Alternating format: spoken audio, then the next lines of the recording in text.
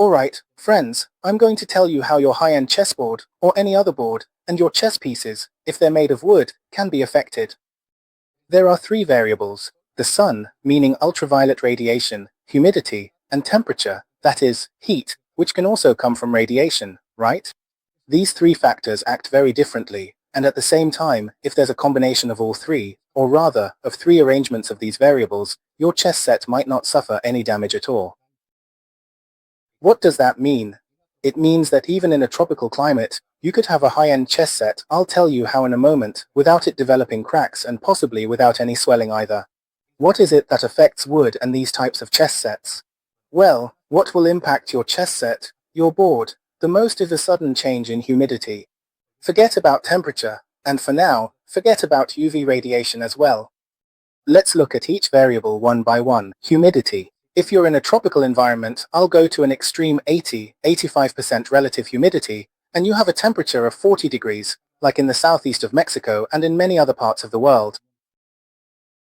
And then your chess set, suddenly, in those conditions at 2 or 3 in the afternoon, you take it, you transport it, you go to a friend's house, I don't know, they have air conditioning, and the temperature is 20 degrees.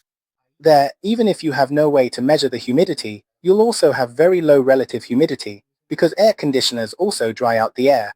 That's why the air conditioner drips. The air conditioner has its little hose to drain the water. Why is that? Because what it does is absorb hot air with a lot of vapor in tropical areas. When it cools the air, the water condenses, it expels it, and sends you back colder, drier air. So, what will happen? You're outside. Maybe you're carrying it in its case, or you've come from your house where it's 80% relative humidity and 40 degrees, and suddenly, you turn on the air conditioner, you go somewhere else where the air conditioning is set to 20, 25 degrees. There, in 4 or 5 hours, or even in 4 or 5 minutes, if you have ebony wood, it's almost guaranteed that it will crack. In fact, they will start to crack at a microscopic level if the wood was properly cured, because that's another factor too, that the wood has been cured for at least a year, that it has been perfectly dried in the sun so that these beautiful chess pieces can be made and last you a lifetime. So, that will make them crack very quickly. They could even crack in 5 hours, 4 or 5 hours. What do I mean by sudden changes in humidity? That in the same day, your relative humidity drops to as low as 20% over the course of 4, 5, or even up to 12 hours. That is a very, very serious drop for these chess pieces, especially ebony. What does that mean? It means that if in the morning or at midday I have a relative humidity of 40 or 50, which is the minimum required, and then around 6, 7, or 8 in the evening it drops to 20, they could crack in that short span of hours. Now then, what happens? Why does it crack? Well, inside the chess pieces there's water, both in the cells of the wood, which is intracellular water, and in the layers, in the fibers, there's microscopic water in there. Every chess piece has an average of 10% moisture at most, total moisture. Now then, that moisture inside your chess piece, if the humidity outside in the environment is less than 50% relative humidity, there will be a moisture gradient, that is, a difference in moisture between the inside of the wood and the outside environment. And always, in nature, everything moves from where there is more to where there is less, so that everything reaches equilibrium. That is a fluid mechanics equilibrium, not thermodynamics, but thermodynamics is also involved there. So, that water vapor will tend to escape. If we add to that the presence of heat from radiation, whether it's ultraviolet directly or sunlight, that water will also evaporate. So, inside, you'll have a microscopic vapor phase throughout the piece. And outside, if the humidity is very low, it will come out immediately. Where will it come out? Through the weakest part of the grain, it will create tensions. That is, the wood will contract because the space that was occupied by the moisture, right, will now not be occupied by anything, perhaps by air that might be entering, since air is not compressible. So, it will tend to implode, that is, it will dry out, as they say, right? It will shrink in size, because the moisture leaves in an inversely proportional way.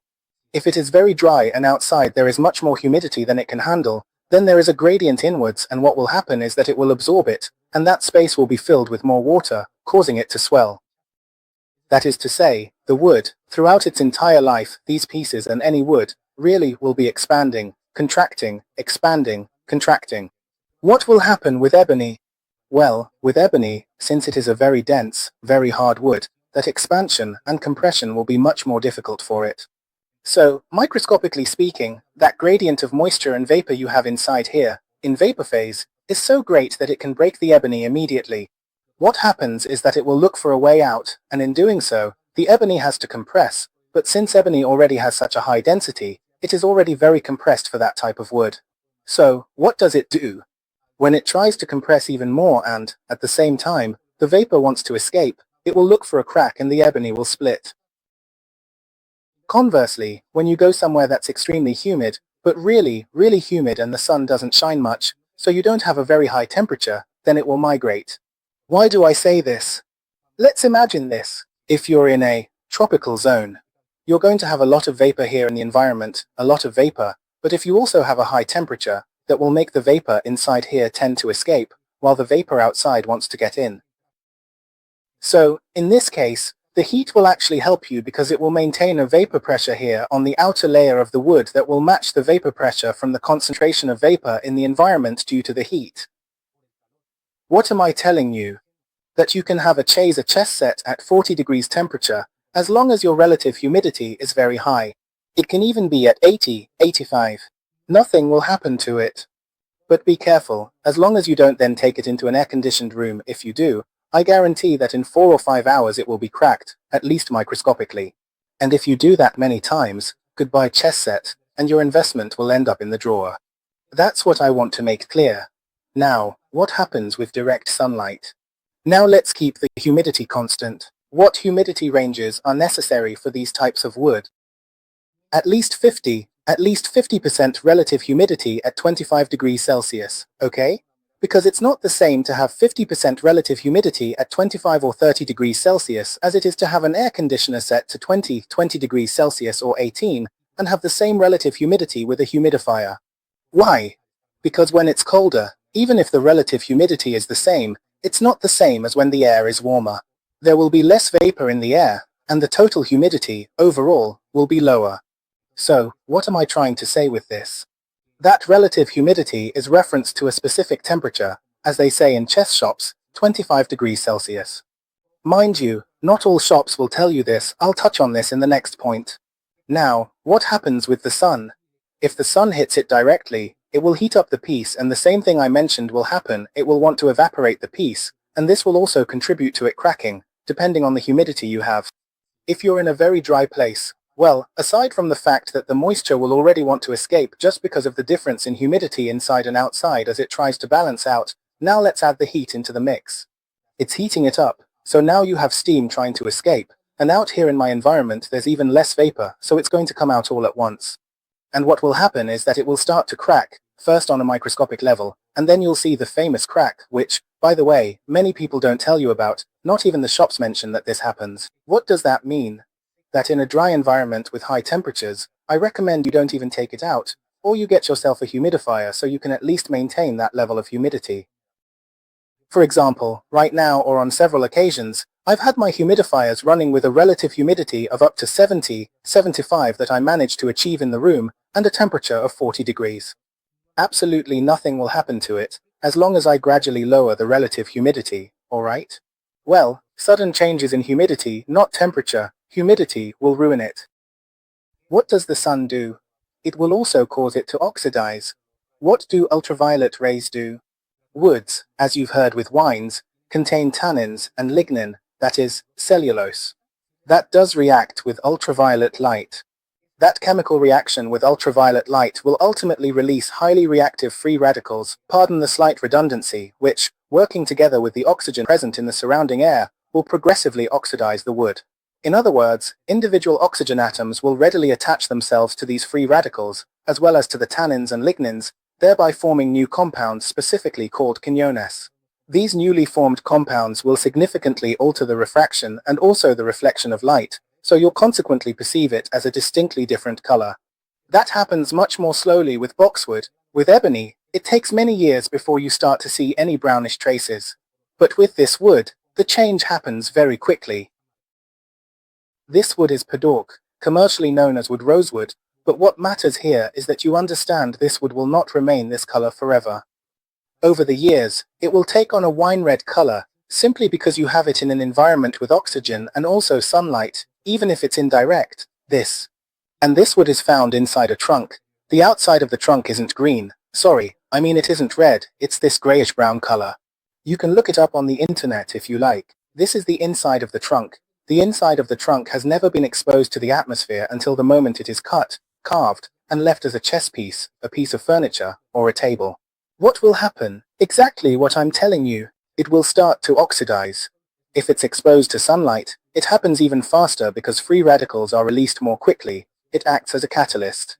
If not, oxidation will still occur anyway, albeit more slowly, but even so, oxygen will diffuse in and start to oxidize the wood. It will begin to react with those free radicals, because one way or another, those radicals will be generated with or without sunlight. Sunlight will increase the production of those free radicals. They react with oxygen, form quinones, and that will darken it. It's the same with this, it depends on the type of wood. What am I getting at? There are often comments saying, if you leave them in the sun, they'll crack. No. If you're out in the sun, but the humidity is at 80% relative humidity in the air with a temperature of around 40, 35, 37 degrees, and you're working with ebony, boxwood, or padauk, they're not going to crack. I guarantee you, they won't crack. What will happen, though, is that they'll oxidize, they'll stain more quickly, right? The wood will oxidize unevenly. The padauk, boxwood, sesame, or the Sishu albergia or Albergia latifolia, etc., will darken more quickly. But they won't break, because what the heat will do, remember, direct sunlight will heat up the water. Even the microscopic amount you have here between the wood's fibers, it will evaporate it. But if there's a lot of moisture outside, it won't let it escape. It will balance out. It will seek a metastable phase. That's what it's called. And no matter how much sun there is, if the humidity is very high, it won't crack. But be careful, if I go into air conditioning at that moment or move to a drier place, let's say I teleport from the Amazon rainforest to the Atacama Desert with that chessboard that's hot, let's say in the Amazon you're at 48 degrees, 47, but with a lot of humidity, and if I were to teleport instantly with my chessboard to the Atacama Desert at 48 degrees, but with a relative humidity of about 10 or less, in 5 minutes it would crack. Why didn't it crack over there? Because there's a lot of humidity. Why here? Because it's very dry, even though both places are at the same temperature. That's why I always say, keep temperatures constant. As long as the humidity doesn't change, nothing will happen. You can have the sun on it all day and it won't crack, as long as the humidity is high. If the humidity is below 50%, forget it, because it will definitely start to crack. So, given that, you need to protect them from the sun and from sudden changes in humidity. Those are the things you need to watch out for. For this type of chess set, the relative humidity shouldn't drop to 25 or 30 degrees with less than 50% relative humidity. If you have high temperatures, if you're in a tropical area, you can buy yourself a hygrometer, which costs about $15. No, sorry, mine costs $10. And with this, you can check. If you have a relative humidity of 80 or 75% and your temperatures there in the tropical environment are above 30 degrees, don't worry, they won't crack. Be careful when the temperature drops at night and the humidity suddenly falls, because that's when they can crack. What can you do? You can leave them outside all day, and then in the evening, you bring them in, cover them with cotton cloth, or store them in a cupboard so that the change in humidity doesn't ruin them, because that's what will affect them, not the temperature. Alright? Right, now then, the last point I want to touch on. Not all shops will tell you this, and I'm going to name the shops. There's one that, I think thanks to, well, because you watch the videos and I already mentioned once that they didn't say it, now their warranty policy includes the issue of humidity, because no one else mentions it. They only mention it superficially, but at least they mention it now. Which shop is it? Royal Chessmat has now started, and they're telling you that you do need to take care of it regarding sudden changes in humidity. They don't tell you everything in as much detail as I have, but they do mention it now, which they didn't before, and I really congratulate them for that. The ones who don't tell you, chessbazaar.com, House of Stapton, Housecastle, etc., etc., etc., etc., to the 10th power.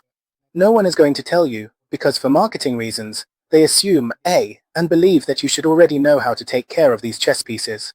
That's why so many YouTubers I see out there, have their pieces break, and there's another one who says, my $1,000 chess set broke, what do you have to do? Well, in the comments, people say, go to the shop and have them replace it, you've got a 3-year warranty, yes, and after 3 years, what are you going to do? Okay, well, That's so you understand the reason why. They don't tell you why, so I'm telling you from a physico-chemical point of view. I'm a chemical engineer and I also worked for many years in the preservation of these types of materials, as well as in materials mechanics and new materials. So, it's something very simple. You don't need to know anything more than the basic principles. Everything in nature, everything moves from where there is more to where there is less, to reach equilibrium. Always. If you add a drop of paint to a glass of water, it will start to diffuse because the drop of paint wants to reach equilibrium, so that the concentration is the same at every point.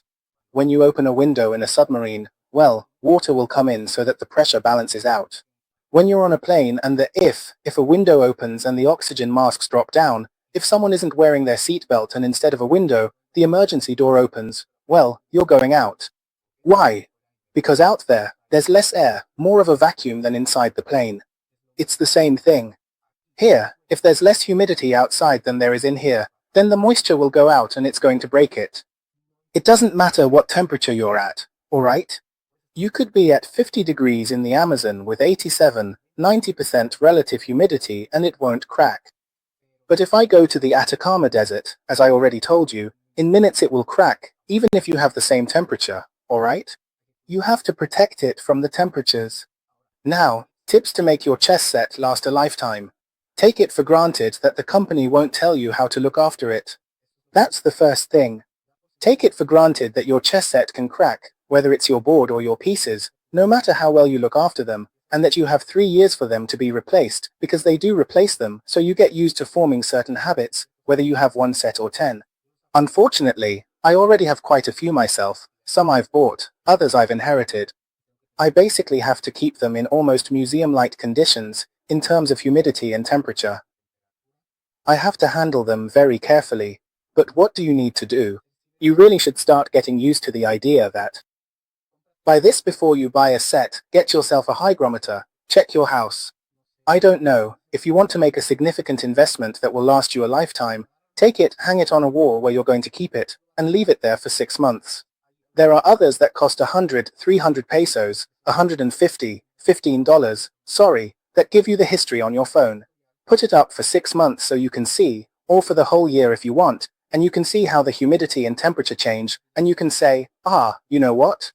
Here, if I leave it in my living room, because I have a second floor, absolutely nothing will happen to it and I can keep it there 365 days a year, 24 hours a day. You know what? Not here, because here it will crack. You can do that. That's what I recommend you do if you're going to, and especially if you're going to invest in a chess set and see it as an investment, and it's very expensive, do it. If not, sooner or later it's going to crack. And there's another problem as well, the problem of mold.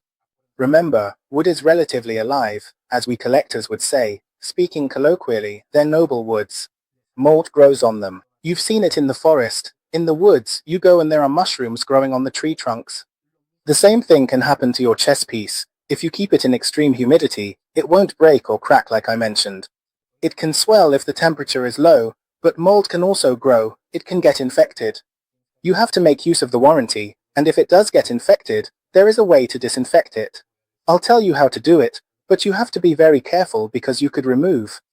If it has any kind of lacquer, you could damage it, and if it has natural waxes, you could damage those as well.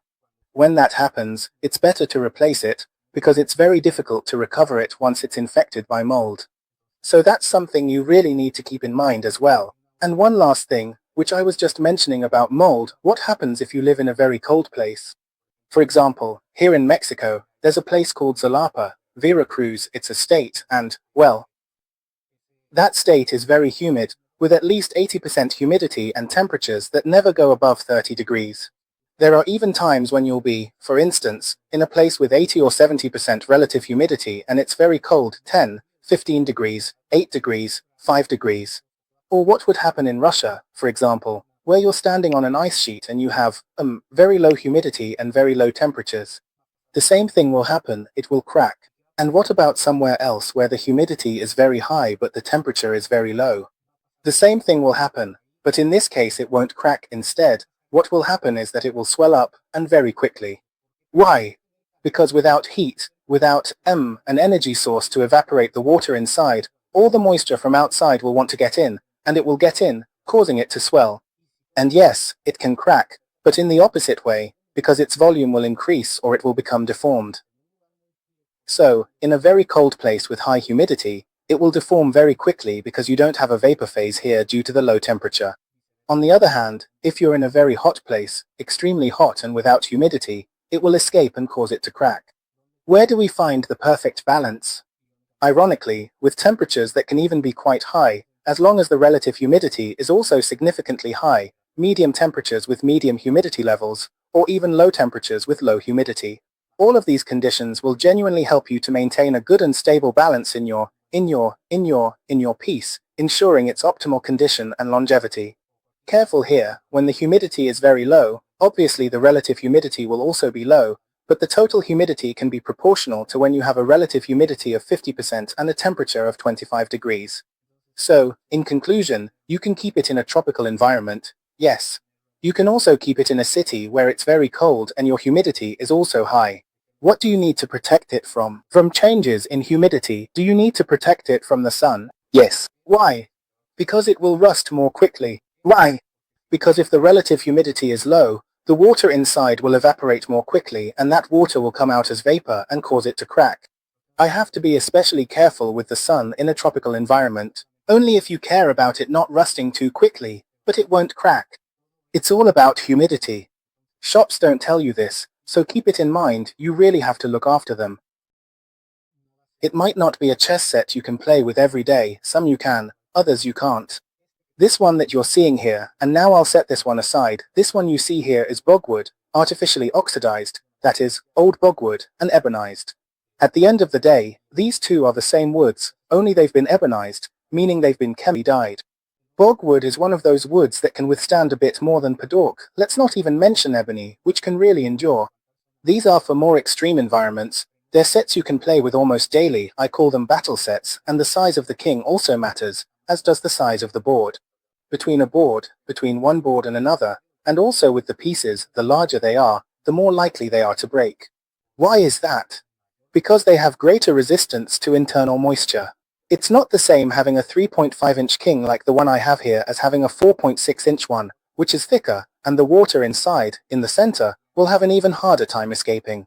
But nature will always win. Where there's more, it will go to where there's less. That's how everything works in nature. So, wherever there's more moisture here, if there's less outside, it's going to come out one way or another. It might not crack it straight away, but it will crack eventually, and one day you'll open your box and see, wow, the king is cracked, and now I don't have a warranty. That's why you need to build those habits, even if you only have one chessboard, little by little, so your chess set lasts you a lifetime. Are you going to invest? Maybe you will. I've invested in a humidifier myself, it's not much. You can get a humidifier for, at most, $50, and it's perfect for a room that's 5 by 5 by 2 meters high. You can invest in a dehumidifier when you need one. Yes, that one will cost you around $150, so with an extra $200 you can make sure your chess set. That will only be useful for 1 or 2 sets, but they could last you a lifetime and you won't be disappointed in your very first game. That's all, folks. If you have any questions, comments, or corrections, maybe I've made a mistake somewhere, you can let me know, and I can also help you choose the type of wood. I can tell you, if you need it, in the comments section, what specific conditions each type of wood requires, because ebony needs certain conditions, so does boxwood, padauk as well, same with shisham or rosewood, which is another one, they all vary a bit. The most delicate will always be ebony. As a general guideline, minimum humidity should be 50%, no less than that, and average temperatures should be between 25 and 30 degrees. That's ideal. That's the ideal at the minimum point. The best is 55 to 60% humidity at 25 degrees temperature, that's all. The shop won't tell you this. You have to assume that some pieces will crack over time. No matter how careful you are, sometimes they just crack. But you need to know exactly where you're going to store them, where you'll put them, so that doesn't happen to you after 3 years, because after 3 years, forget about the warranty. You'll have cracked pieces, you'll send them off to be restored, they won't be the same, or you might just end up forgetting about your investment in a drawer. See you in the next one, friends.